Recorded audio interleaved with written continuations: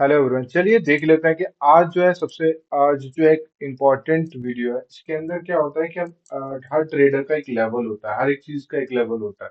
तो यहाँ पर हम आज अपना एक लेवल को देखेंगे कि मार्केट के अंदर क्या हमारा लेवल है और अभी हमें किस तरीके से इम्प्रूवमेंट अभी करनी बाकी है। और या हमें भी ये हमें पता लग सकता है इससे कि हमें अभी और किस स्टेज पे है और हमें क्या क्या इम्प्रूव करना है और किस।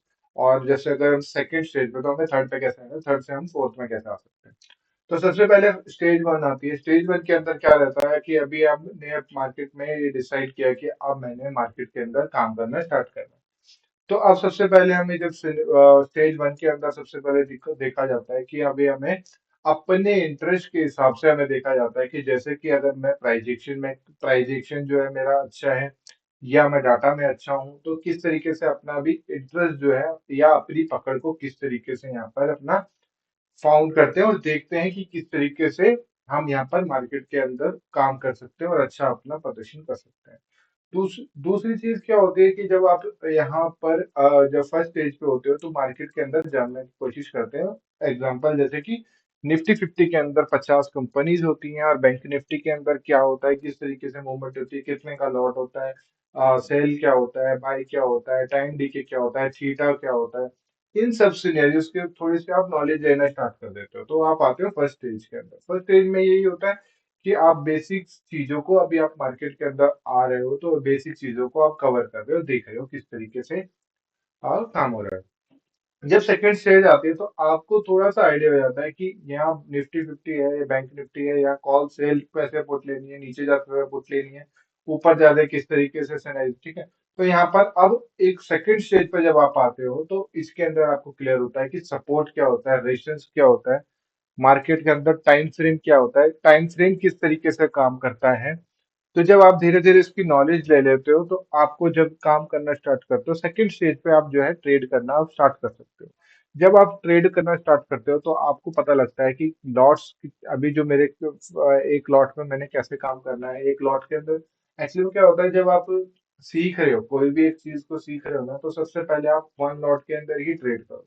वन लॉट ट्रेड होने से क्या होगा, आपको मूवमेंट, आपका साइकोलॉजी, आपका कंट्रोल, आपको हर एक चीज जो है आपको क्लियर होके दिखेगी। आपको पता चलेगा आप किस चीज में गलती कर रहे हो किस तरीके से। और सेकंड चीज है कि नहीं, आपको इस चीज का ध्यान रखना है कि अगर आप फर्स्ट स्टेज से सेकंड स्टेज में आ गए और आपको थर्ड स्टेज में जाना है तो थर्ड स्टेज के अंदर जाने से पहले आपको ये एक मिस्टेक की अपनी लिस्ट होनी चाहिए कि मैं इस तरीके से, जो अगर मैं 11 बजे से पहले ट्रेड करता हूँ तो मैं यहाँ पे अच्छा प्रॉफिट ले लेता हूँ, या फिर मैं यहाँ पे डीके की वजह से फंस रहा हूँ, या मैं पहले एंट्री कर लेता हूँ। बहुत चीजें होती हैं, या मैं इंडेक्स बार बार रिपीट कर रहा हूँ, या मैं इंडेक्स चेंज कर देता हूँ। बहुत सारी चीजें होती हैं जब आपको अपनी ही मिस्टेक पर ध्यान है। अच्छा ट्रेडर वही होता है जो अपनी मिस्टेक को देखता है और उस पर काम करता है और रिपीट नहीं करता। अगर आप गलती को रिपीट करते चले जाओगे तो आप जो है फर्स्ट सेकंड स्टेज के बाद सीधा नीचे वन स्टेज पर दोबारा आ जाओ। तो जैसे ही आपको थोड़ा सा एक्सपीरियंस होता है, सपोर्ट रेजिस्टेंस टाइम फ्रेम वगैरह के बारे में आपको कुछ नॉलेज होती है, तो आप आ जाते हो थर्ड स्टेज पे। थर्ड स्टेज के अंदर क्या होता है, थर्ड स्टेज के अंदर थोड़ा सा आपको एक जो है आइडिया होने लगा है मार्केट के अंदर कि मार्केट किस तरीके से काम करता है, यहाँ पर मुझे किस तरीके कितने बजे ट्रेड लेना है, या मुझे यहाँ पर कौन कौन से इंडेक्स में काम करना है। तो आपको यहाँ पर अब 2 से 3 साल अब मार्केट के अंदर हो गए। जब 2 से 3 साल मार्केट के अंदर हो जाते हैं तो यहाँ पर आप जो है अपनी कैपिटल जो है, जब एक दिन के अंदर जब आप जीरो कर दे रहे थे, पर अब यहाँ पर नहीं होता। यहाँ पर आप अपने रिस्क रिवॉर्ड की वजह से काम करते हो, प्रॉफिटेबल नहीं हो, पर आपका कैपिटल जो है एक बारी में खत्म नहीं हो रहा। तो यानी धीरे धीरे अगर 2,000 का लॉस हो जाता है तो अगली बार आप कवर कर लेते हो, तो यानी मतलब पैसा बन भी नहीं रहा तो पैसा जा भी नहीं रहा। तो यहाँ ये आपकी जो सेकंड स्टेज आ जाती है।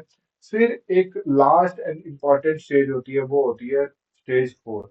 स्टेज फोर के अंदर जितने भी प्रॉफिटेबल ट्रेडर होते हैं, जिसके अंदर भी 1% के अंदर जो भी ट्रेडर्स हैं, वो स्टेज फोर के अंदर आते हैं। इनके अंदर क्या खूबियां होती है और आपको स्टेज फोर पे जाना है तो आपको क्या चेंज अपने अंदर लाने होंगे। तो सबसे पहले रहेगा डिसिप्लिन सेटअप ट्रेड। जो भी स्टेज फोर के अंदर होता है उसके अंदर सबसे पहला उसका डिसिप्लिन रहता है कि मुझे जो है मेरे सेटअप पे अगर ट्रेड आएगा तो ही मैंने यहाँ से ट्रेड लेना है, तो मैंने वहीं पे ही ट्रेड लूंगा। फॉर एग्जाम्पल कि अगर समझ लो कि 25,329 के आसपास जो है निफ्टी फिफ्टी वहां पर घूम रहा है। मुझे नहीं पता है कि यहाँ से अगर निकलता है, अगर यहाँ से यहाँ पे मार्केट किस तरीके से यहाँ से निकलेगा तो अच्छा मूवमेंट आएगा।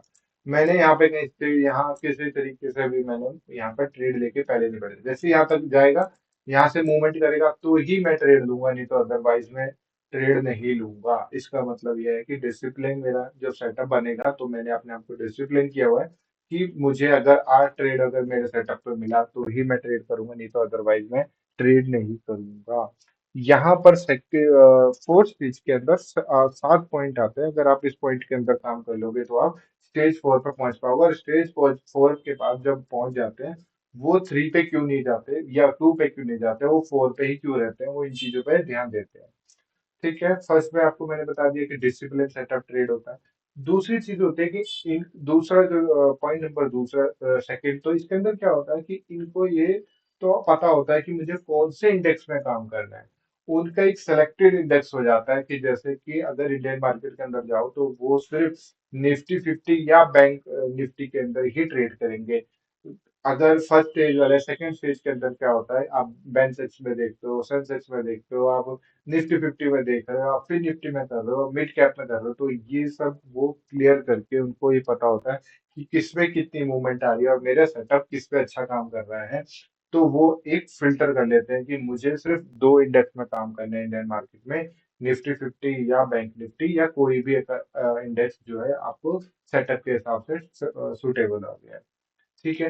वैसे ही अगर आप फॉरेस्टर में चले जाएंगे या क्रिप्टो के अंदर चले जाएंगे तो वहां पे भी उसका फिल्टर रहता है कि मुझे यहाँ पर इथेरियम एंड बिटकॉइन के अंदर ही, बीटीसी के अंदर ही मैंने ट्रेड करना है, और अपने सेटअप के हिसाब से या टाइमिंग के हिसाब से भी उनको पता होता है कि कितना मूवमेंट आती है और कितने बजे आती है, मैं वहीं पे ही ट्रेड करूंगा। तो सेकंड चीज क्या हो गई कि हमने इंडेक्स जो है सेलेक्ट कर लिया है। थर्ड और सबसे इम्पोर्टेंट चीज है कि जो फोर्थ स्टेज पे होता है वो सेकंड थर्ड पे भी चला जाता है, वो एक सबसे बड़ी प्रॉब्लम होती है, ओवर ट्रेड। ओवर ट्रेड के लिए जो फोर्थ स्टेज के जो ट्रेडर्स होते हैं उनको अपना दिन का रिस्क एंड रिवॉर्ड या अपने जो है ट्रेड उनके सेलेक्टिव होते हैं कि जैसे कि दो ही ट्रेड मैं करूंगा या चार ही करूंगा या मैं तीन ही करूंगा। तो यहाँ पर आपको ये डिसाइड करना होगा कि मुझे डे के ट्रेड कितने टोटल करने हैं। अगर आप यहाँ पर डिसाइड कर लेते हो कि सिर्फ मुझे यहाँ पर दो ही ट्रेड करने हैं तो आप ज्यादा अच्छे सरवाइव करा पाओगे, और ऊपर से रिस्क और रिवॉर्ड के अंदर आप काम करोगे। अगर आज आपका लॉस भी हो जाता है तो स्टेज 4 के जो ट्रेडर्स होते हैं उनका अगर वीकली भी हो जाता है तो मंथली वो एक प्रॉफिटेबल ट्रेडर बन जाते हैं, क्योंकि उनको ये पता होता है कि अगर वो सेटअप पे आया तो उन्होंने अच्छा रिकवर कर देना है, और वो वीकली जो एक वीक का जो लॉस होता है वो नेक्स्ट वीक जो है कवर कर लेते हैं, और मंथली वाइज देखा जाए तो यहाँ पर वो ग्रीन में ही क्लोज करते हैं। तो यहाँ पर हमें ओवर ट्रेड नहीं करना।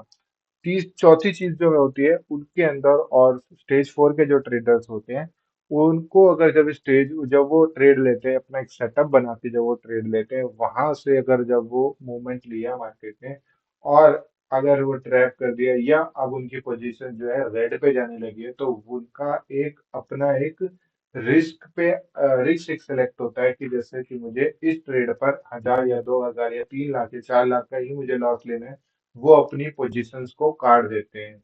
चाहे उनका सेटअप कुछ भी बन रहा हो, पर उनका जो है रिस्क और रिवॉर्ड जो है वो भी एक फिक्स होता है। तो यहाँ पर उनका सेटअप जो है फेल होता हुआ, तो वो जब वो उनका सेटअप जब फेल होता है तो वो अपने रिस्क और रिवॉर्ड की वजह से बच जाते हैं। तो हमें यहाँ पे क्या है, जितनी अगर आपका रेड हो गया है और आपका रिस्क के हिसाब से अगर आपकी पोजीशन वहां पहुंच गई है तो हमें एग्जिट कर देना है, और अगर दोबारा अगर पोजीशन बनती है तो वो दोबारा ट्रेड कर लें। तो यानी अपनी गलती को जल्दी मानने वाला ही स्टेज 4 पर ट्रेडर बनता है। अब यहाँ पर क्या होगा कि पूरे वीक में वो ट्रेड नहीं करे। जो स्टेज 4 के अंदर रहेगा वो रोज कमाने के लिए मार्केट को नहीं देखेगा। यहाँ पर वीक के अंदर 2 से 3 ही ट्रेड के अंदर वो चांस रहेगा कि मेरे को 2 से 3 ही दिन ट्रेड करना है, पर जब भी ट्रेड मेरे सेटअप पे बनेगा और अच्छा मूवमेंट जब मुझे दिखेगा तभी मैंने ट्रेड को लेना है, नहीं तो अदरवाइज मैं अपने सेटअप और मूवमेंट का वेट करूंगा। तो यहाँ पर क्या होता है, यहाँ पर जो है पांचवा पॉइंट ये है कि वीक के अंदर 2 से 3 ही ट्रेड करते हैं। ठीक है। छठी चीज, अब आपको पता हो गया कि यहाँ पर मैंने अच्छा मूवमेंट भी कैच कर रहा हूँ, मेरा रिस्क और रिवॉर्ड भी हो रहा है।